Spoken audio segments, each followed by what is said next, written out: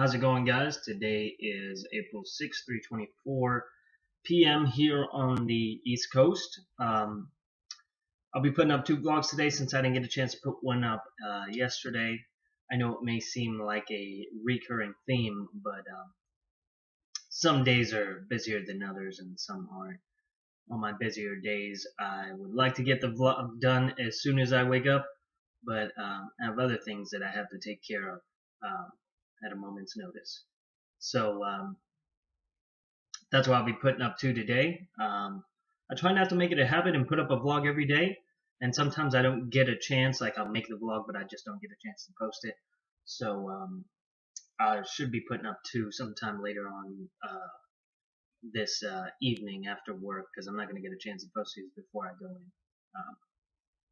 So the first vlog is to be, I noticed this affected me the other day when I was introduced as a bartender, even though in my vision, in my eyes, in my respects, I, started off as like a floor manager, so I would help manage the place. And not that bartenders are below managers or managers are below bartenders, or we're all equal, but I got hung up on the title. And essentially this vlog is to not get hung up on titles. Don't worry about what people are referring to you as or anything. Realize your potential, your worth, and what you're bringing to the table each time that you're contributing. So when I was introduced as a bartender to this person I had never met before, and it was something that I was going after for so long. Like, I always wanted to be a bartender just to see what it would be like. It looked like a cool position. And then for me, it kind of happened overnight, where one of our bartenders wasn't there, and I had to, kind of learn it on the fly. I was kind of training for that. But then, one day a bartender didn't show up, and I had to, bite the bullet like management does sometimes and step into positions that aren't filled at a particular point in time. So that's kind of how I was thrown into that position. But I did get hung up on being called that and referred to as that. Not that I look at them any less than management, or management any less than a bartender. They're both equally important and contribute to the overall team, the overall success of the team. So, but it did bother me a little bit. But I realized that I was getting hung up on titles, and like I said, you really shouldn't be hung up on titles. There's no reason to get hung up on titles. They're just that. They're titles, but they don't define you. It's one aspect of my job, and very minuscule compared to the rest of my life. Like, I do these vlogs, so am I considered a vlogger? Am I considered an entrepreneur? There's so many other names that you can call me, but try not to take offense to the title that you're given, even if it's at the low end of the totem pole. I remember in the military, they take that super serious. If after you make E5 sergeant rank in the Army, if you don't address that person as sergeant, and so on and so forth from E5 and up, and then for as you get to the higher echelons, there's like master sergeant or sergeant major. And if you don't address them by their titles, they really get bent out of shape. I remember one time I was a E4, and I was helping out a recruiting, the place where I got recruited out of, and I kept referring to the guy not as sergeant. I wouldn't put that before or after his name. I would just sometimes call him by his name. I kind of thought that we had a good bond going, and then he ended up making me do some physical exercises payback for not referring to him as his proper title. And sometimes it gets to people's head. And I noticed in the military, I tried to not be that way. If I had a soldier who just forgot to address me, you don't know what's going on in that soldier's mind at that point in time. There could be 100 different things going on. Why beat it into them to death to refer to you as that when it's just a title? And it could have been an honest accent. Now, if they call you something else on purpose, it's not related to your title, that's negligent or negative or disrespectful, then corrective action probably should be taken in those circumstances. But that wasn't always the case. I mean, it happened to me, so I let some of my soldiers not get away with it, but have a little leeway when it came to it. And I noticed that it worked out for me, and I got a lot of praise for the leadership role that I was in, and my soldiers always liked me and always wanted to be um, always wanted me to be their non-commissioned officer when it came to if they could choose it. But that's not, we don't live in a world where you have freedom of choice so often, especially when you join something like the military. Even though you do have a lot of freedom of choice outside the military, you can honestly do whatever it is you want to in your life and go to school for whatever it is you want and apply yourself and really do whatever it is you want. But in the military, you can't necessarily pick your boss, very much like a common day workplace where you can't pick your boss. Um, and I guess the gist of this video is just don't be hung up on those titles. Don't let the title define you. I know what my worth is at the place I work at. And just because somebody else doesn't see it or doesn't recognize it, or you're painted as the last job you did or the job that you do best, doesn't mean that that's all that you bring to the table. So don't get hung up on the titles. Don't try to aspire for a title. I remember I was so fixated on wanting to be a sergeant for so long that once it came, same thing with a bartender, that once it came, it really wasn't. It was pretty glorious, but it wasn't. There was still more. It wasn't like the end all be all. Like this is what you've been searching for. It was just a title that I was attracted to for myself.